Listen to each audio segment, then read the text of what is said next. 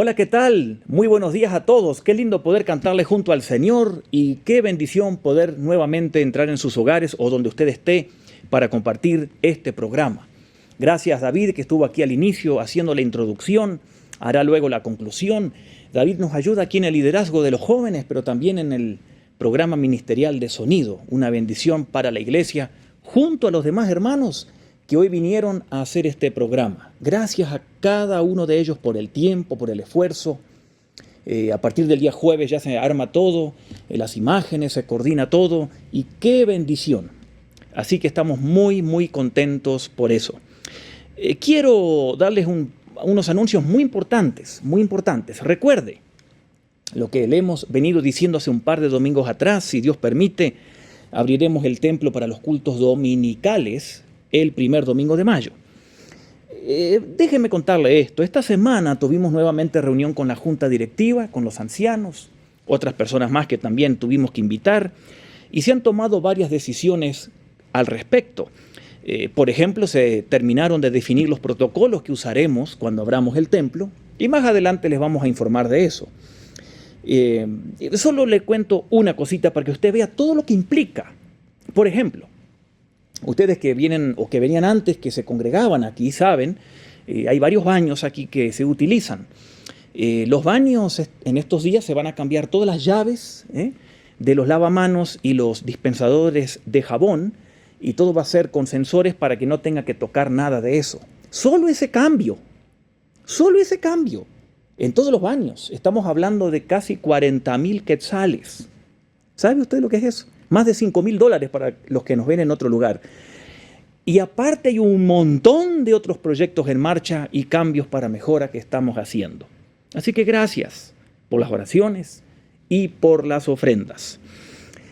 Ayer tuvimos reunión también aquí con el equipo y el ministerio de alabanza y el nuevo líder de alabanza, Alberto Pacay, lo presentamos, muchos ya lo conocen y él estuvo ayer. Y estamos muy contentos porque ya estamos armando todo para mayo. Y también ayer a la noche, anoche, tuvimos reunión con los líderes, con el anciano responsable y los líderes del Ministerio de Servicio, que incluyó ofrenda, parqueo, bienvenida y orden, y sus líderes respectivos, trabajando en lo que va a ser la apertura y armando los equipos de servidores, etcétera. Estamos muy contentos.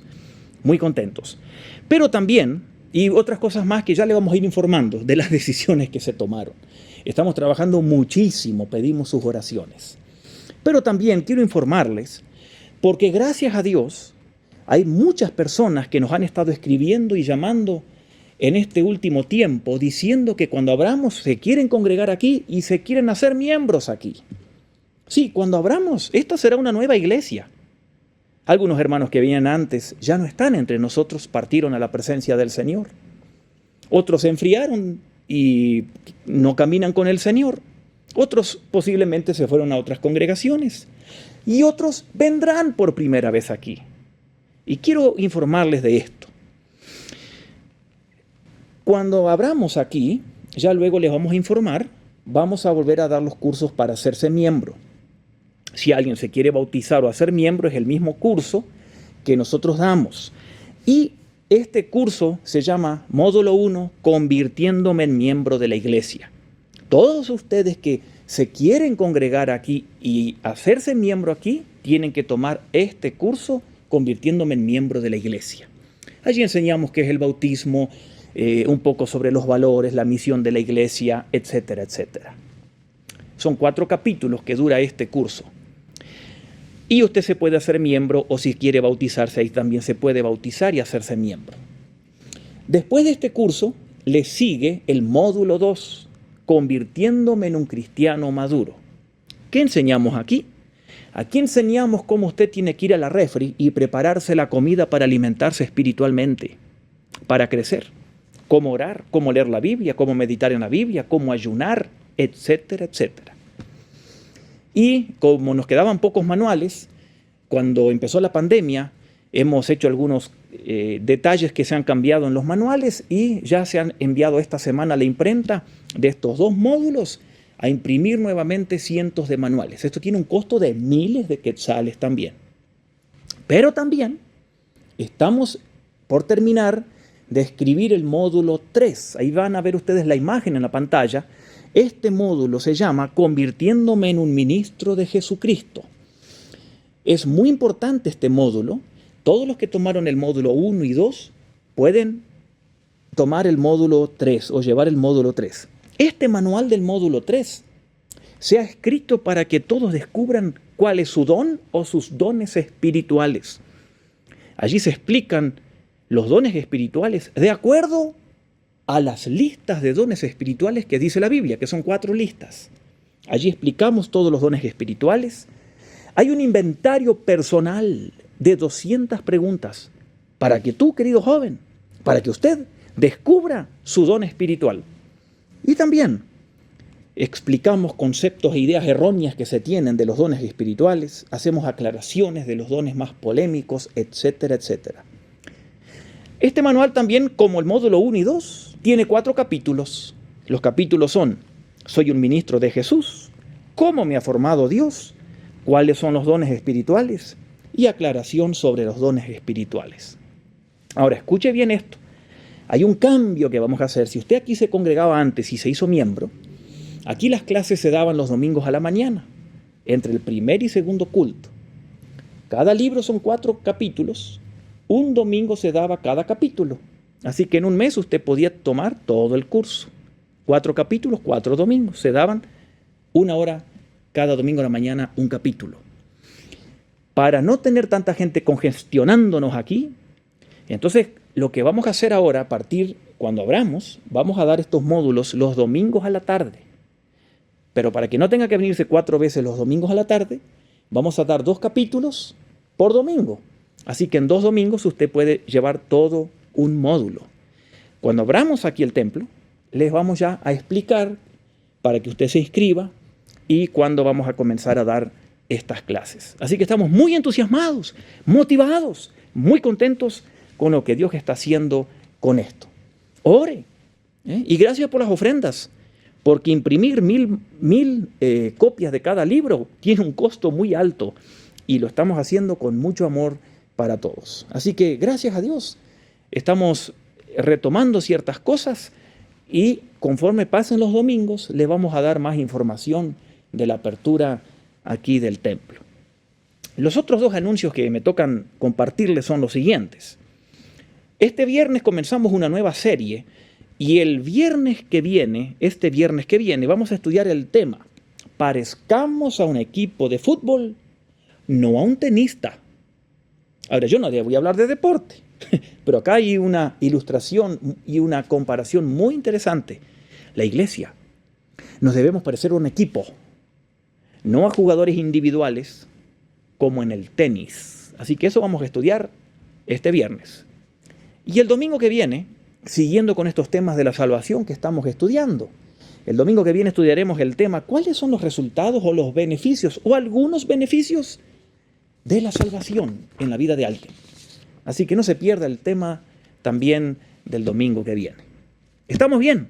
Cualquier pregunta o duda, llámenos, escríbanos, estamos para responderle. Bueno, oremos nuevamente, pidamos la bendición de Dios al abrir su palabra y vamos a estudiar el tema del día de hoy. Señor, te damos gracias y te alabamos. Gracias por ser bueno con nosotros. Gracias por el Espíritu Santo que nos guía. Y Señor, oramos que el Espíritu Santo haga su labor de maestro ahora y nos enseñe y llegue al corazón y tu palabra produzca frutos. Señor, que las personas que están viendo este programa o escuchándonos en la aplicación en los celulares o en la radio puedan concentrarse contigo en esta hora o en esta media hora que dura este sermón. En el nombre de Jesús. Amén.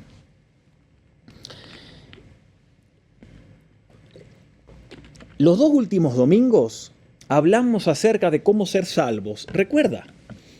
Y dijimos, entre otras cosas, que para ser salvos, sencillamente hay que confiar, creer, poner la dependencia solamente en quién es Jesús y en su obra en la cruz. Nada más.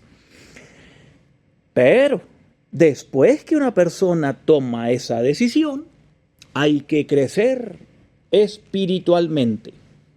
Deben haber cambios, transformación en nosotros. Por eso, Hoy queremos hablar de ese tema. Ya hablamos de cómo ser salvos. Y ahora, ¿qué viene después?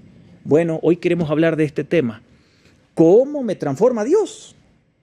Porque eso es lo que Dios quiere después de que somos salvos, si es que todavía vivimos en la tierra. ¿Cómo me transforma Dios? Ese es el tema del día de hoy. Y hay varias expresiones que se usan al respecto, como por ejemplo el crecimiento espiritual, la santificación progresiva, la madurez cristiana. Todo tiene que ver con lo mismo, con esos cambios y transformación que Dios quiere hacer en la vida de la persona que se ha convertido a Él, que ha aceptado a Jesús, que ha creído en la obra de Cristo en la cruz. Y vamos a respondernos algunas preguntas. ¿Qué significa ser transformados? ¿Cuándo comienza? ¿Cuál es el énfasis o lo que hay que tener o lo que es importante en esto de la transformación que Dios quiere lograr en nosotros? ¿Debo colaborar con Dios en mi transformación? ¿O se produce automáticamente porque ya acepté a Cristo mi transformación? ¿Cuáles son algunos medios o herramientas que Dios usa para transformarme? Brevemente quiero que respondamos estas preguntas. ¿Pero por qué hablar de este tema? ¿Por qué hablar de este tema el día de hoy, de la transformación? Es el propósito de Dios transformarnos a la imagen de Jesucristo. Repito, es el propósito de Dios transformarnos a la imagen de Jesucristo. Dios nos quiere transformar progresivamente. Claro, esa obra no está terminada aquí en la tierra. Se terminará en la gloria cuando Dios ya nos haya transformado completamente. Pero inicia en el momento de la salvación. Quiero leerles 3 textos bíblicos. Hay más, pero estos tres textos bíblicos hablan de esto. Por ejemplo, Romanos 8:29. Los que Dios salvó, los predestinó para ser transformados a la imagen de Jesús. Romanos 8:29. 2 Corintios 3:18. Todos nosotros, dice Pablo, somos transformados a su semejanza, con más y más gloria. Eso está en 2 Corintios 3:18. Gálatas 4:19. Miren lo que dice Gálatas 4:19. Pablo dice, queridos hijos, por quienes vuelvo a sufrir dolores de parto hasta que Cristo sea formado en ustedes. Ese es el plan de Dios para cada cristiano. Transformarnos a la imagen de Jesucristo. Ese es el deseo de Dios para mí, para ti, para todos.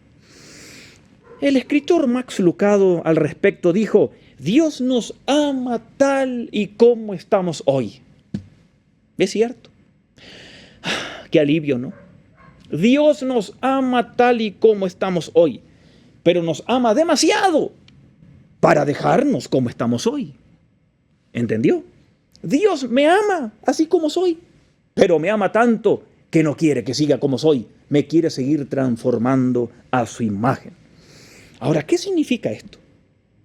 ¿Qué significa ser transformados a la imagen de Cristo? ¿Cómo puede una oruga convertirse en mariposa?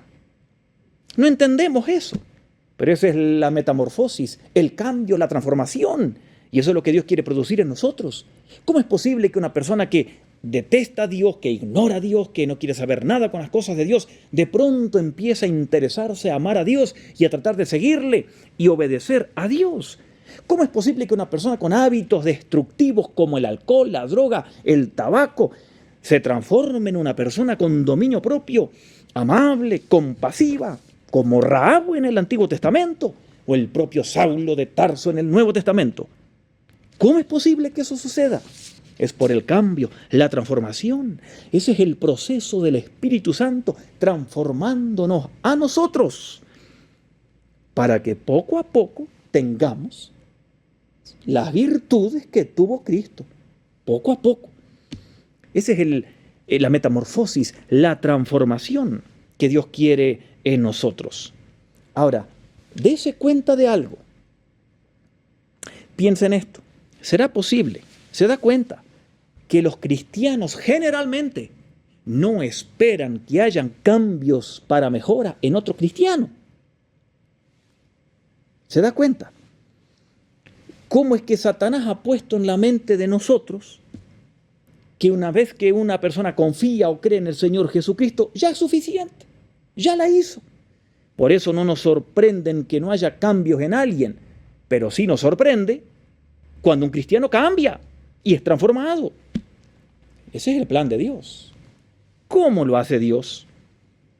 Algunos creen que Dios nos transforma de la siguiente manera. Le voy a dar dos maneras incorrectas.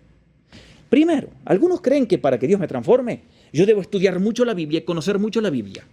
Ahora, no estoy diciendo que eso no es correcto, pero si el estudio de la Biblia es un fin, es un objetivo, estoy como los fariseos, que se sabían el Antiguo Testamento de memoria y Jesucristo los criticó duramente por eso, porque a Él no le conocían. El estudio de la Biblia debe ser un medio para lograr el fin, que es conocer al Señor. Por eso Cristo le dijo a los fariseos, búsquenme a mí cuando estudian la Biblia. No estudien la Biblia para discutir de términos o de palabras. No, búsquenme a mí, dijo Jesús. Y otros creen que para que Dios me transforme, o sea, eso, si creo que estudiando la Biblia Dios me va a transformar, es incorrecto. Ahora hay que estudiar la Biblia, claro, pero para madurar, para buscar a Dios, para conocer a Dios. Lo otro incorrecto, que muchos cristianos creen que es real, correcto, pero es incorrecto, es pensar que Dios me va a transformar si me comprometo más con la iglesia o con algún ministerio. Olvídese de eso. Eso es un mito. Hay muchos cristianos comprometidos con el compromiso, con un ministerio, pero no con el Señor.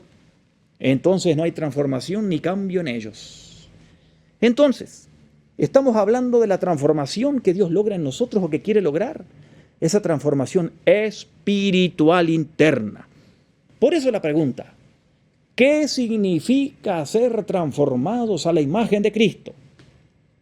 Por ejemplo, es cuando Dios transforma al creyente de adentro para afuera. Repito, es cuando Dios transforma al creyente de adentro para afuera. Es un cambio interno, de corazón. Es un cambio interno.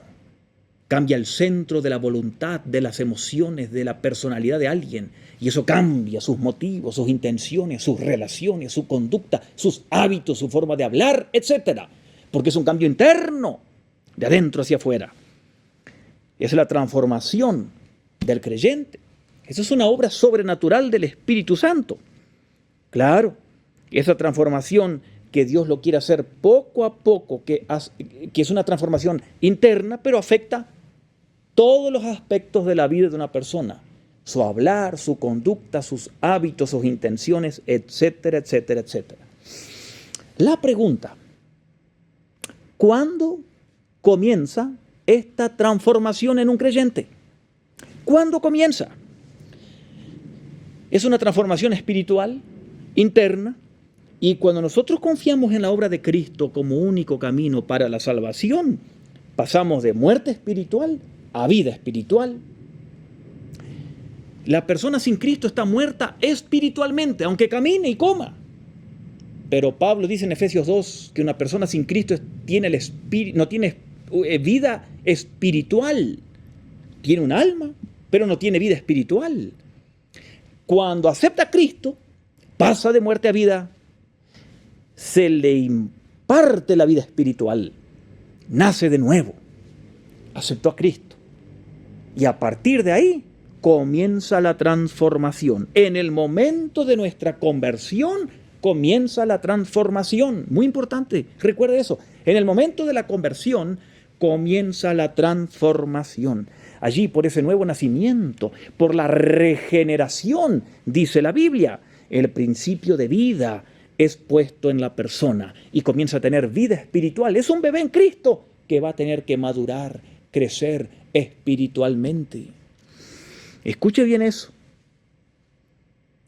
La transformación espiritual, entonces, no se da solamente o porque, o dicho de otra manera, para que suceda esa transformación en una persona de crecimiento, de amar más a Dios, no es necesario contar con instalaciones, no es necesario tener presupuestos, talentos, técnicas especiales, nada de eso. Solo se requiere que el cristiano Ame a Dios y colabore con Dios para ser transformado. Ya le voy a dar un par de sugerencias para que eso se logre en su vida. Así que, déjeme darle algunos aspectos que hay que tener en cuenta en esto. En primer lugar, la palabra de Dios es la autoridad. Nuestra transformación, nuestra vida debe ser guiada por la palabra de Dios. Un hijo de Dios debe ser orientado por la palabra de Dios para amar a Dios, para crecer espiritualmente. La autoridad para la transformación no es un retiro espiritual, no es pasarla bien en un culto, no es ir a un congreso, un concierto, un libro, no es un programa de discipulado. Es clave la relación del creyente con Dios a través de su palabra. Repito, la transformación espiritual tiene como centro la palabra de Dios. Es clave la relación del creyente con Dios a través de la Biblia. Pablo dice en 2 Timoteo 3:16 que la Biblia es inspirada por Dios y corrige, instruye, nos gobierna, nos reprende, etcétera, etcétera. La relación del creyente con Dios a través de la palabra es la clave. ¿Escuchó bien? La Biblia cambia nuestros pensamientos, nuestros hábitos, nuestras actitudes. Si realmente yo quiero cambiar, debo tomar en serio la palabra de Dios. Recuérdelo, debo tomarla en serio. Claro, no es el fin estudiar la Biblia, pero es el medio para conocer a Dios. La palabra de Dios tiene un poder creativo. Dios siembra la palabra en nosotros y esa germina y produce vida. La palabra de Dios sigue produciendo esa recreación y esa transformación en nosotros. Así que la palabra de Dios es clave en la transformación de un creyente.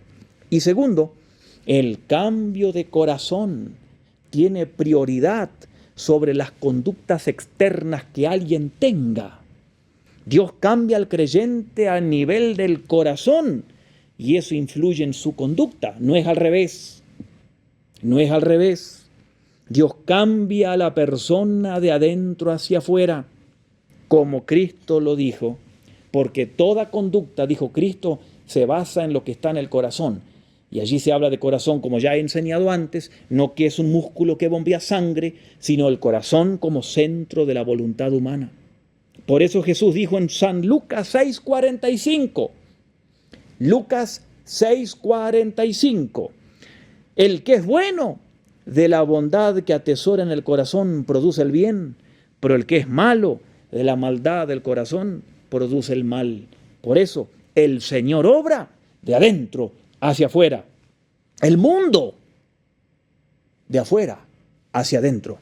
El mundo quiere formarla y transformar la conducta humana, pero Cristo cambia la naturaleza humana que cambia la conducta humana.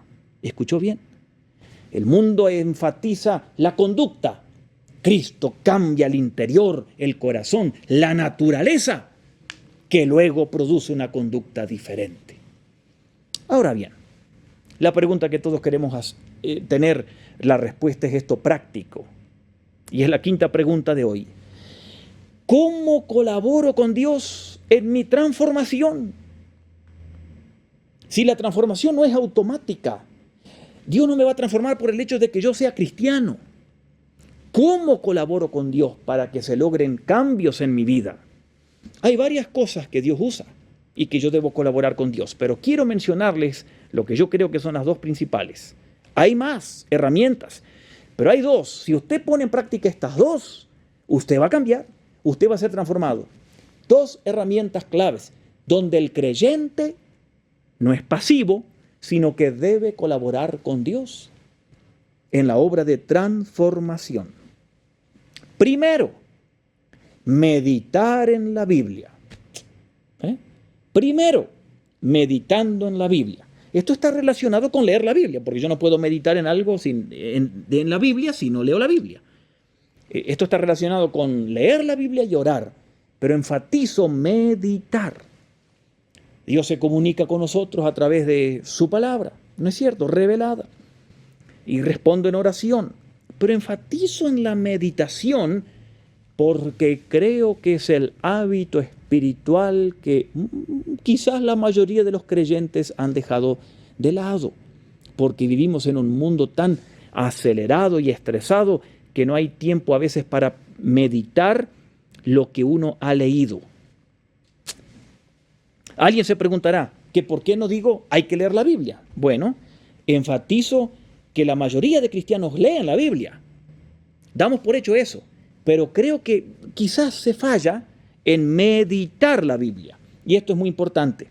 Alguien dirá, pero yo no puedo meditar en la Biblia. Yo no sé lo que es eso. ¿Qué es eso? ¿Cómo lo hago?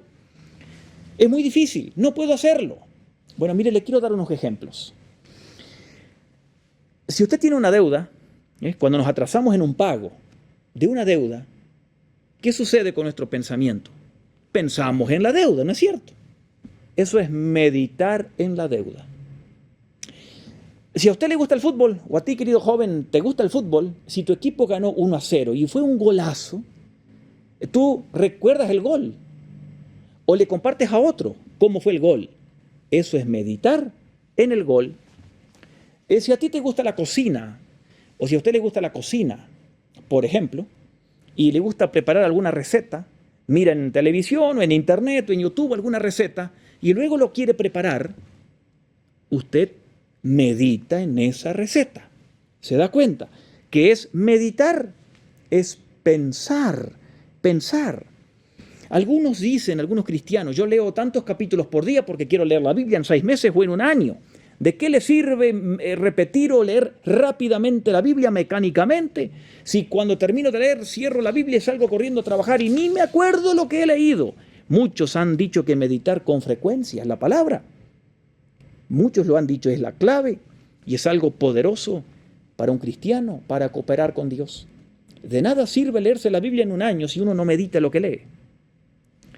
Por eso estoy enfatizando en esto de meditar. ¿Qué significa meditar en la Biblia? Meditar es recordar.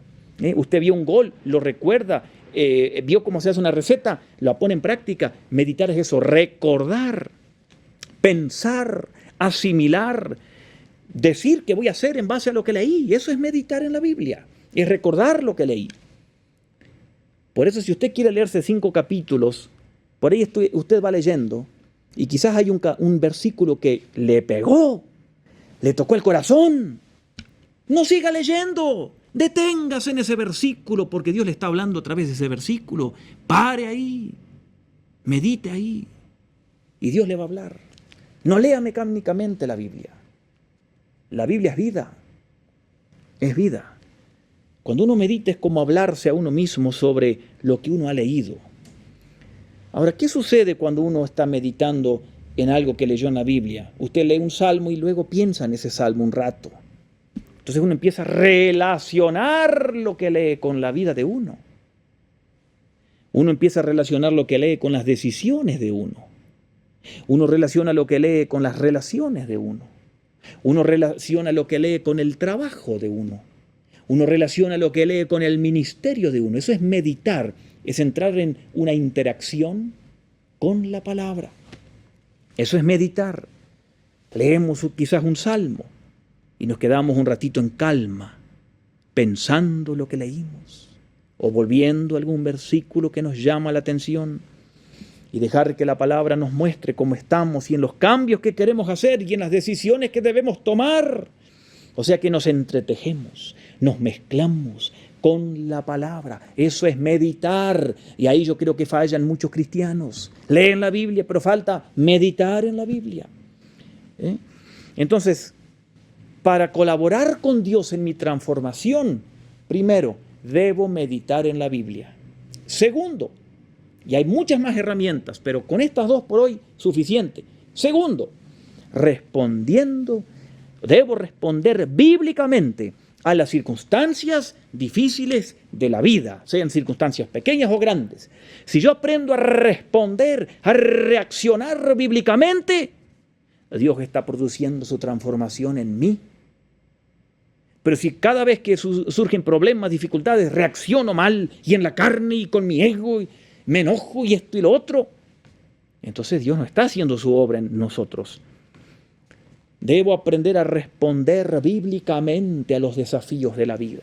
Los desafíos de la vida, pequeños o grandes, todos los tenemos. Sufrimientos, pequeños o grandes, trabajos difíciles, pruebas, luchas, experiencias sencillas como que se me quemó el arroz. ¿Cómo voy a responder bíblicamente si se me quema el arroz? ¿Voy a maldecir el arroz y tirar la olla? No. Responda como lo haría Jesús. Puede ser una enfermedad. Tengo que aprender a responder bíblicamente si tengo una enfermedad. Recibir críticas injustas. ¿Cómo voy a responder cuando me critican injustamente? La muerte de un ser querido, la pérdida de algo que me robaron, por ejemplo, o un incendio. ¿Cómo voy a responder bíblicamente? Tengo que responder bíblicamente, no en la carne.